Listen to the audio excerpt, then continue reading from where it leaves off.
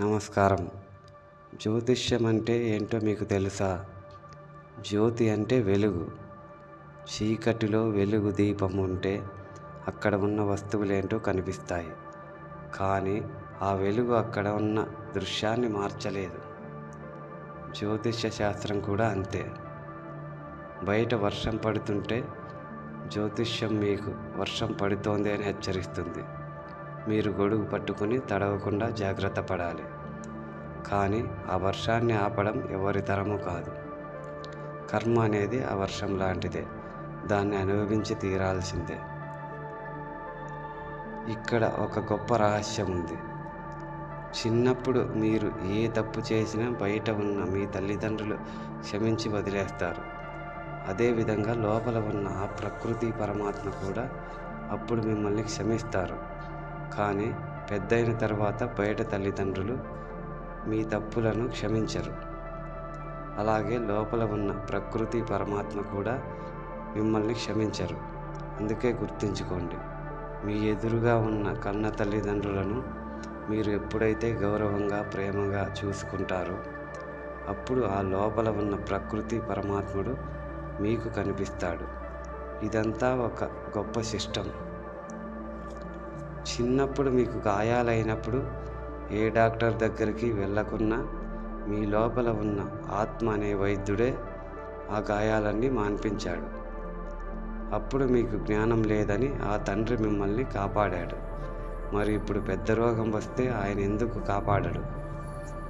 మీరు ఎంత లోతుగా డెత్ ఆ ఆత్మను తెలుసుకుంటే ఆ ఆత్మ కూడా మీకోసం అంత లోతుగా పనిచేస్తుంది. ఎంత పెద్ద రోగమైనా సరే ఆత్మశక్తి ముందు క్షణంలో మాయమైపోతుంది. హాస్పిటల్ వైద్యం శరీరాన్ని తాకుతుంది, కానీ ఆత్మను తాకే వైద్యం కేవలం దైవ జ్ఞానమే. ఈ సత్యం తెలిస్తే మీరు వశీకరణాల పేరుతో, రెమెడీల పేరుతో డబ్బులు ఇచ్చి మోసపోరు. కర్మను మార్చేస్తాం అని చెప్పేవన్నీ అబద్ధం. ఒకవేళ మీరు ఏదైనా పరిహారం చేయించుకోవాలనుకుంటే అది కేవలం దైవ జ్ఞానానికి సంబంధించి ఉండాలి. దేవుని నామస్మరణ, ఆత్మశాంతి కోసం చేసేది అసలైన పరిహారం. భగవద్గీత, బైబిలు, ఖురాను అవి చదువుకోండి. వాటి కోసము ఏమైనా ఖర్చు పెట్టండి, అంతే. నేను ఈరోజు మీకు ఏ రాశి ఫలితాలు చెప్పడం లేదు. కేవలం జ్యోతిష శాస్త్రం యొక్క గొప్పతనాన్ని, ఆ దేవుని విశిష్టతను మాత్రమే మీకు గుర్తు చేస్తూ ఉన్నాను. మరి పెళ్ళయ్యాక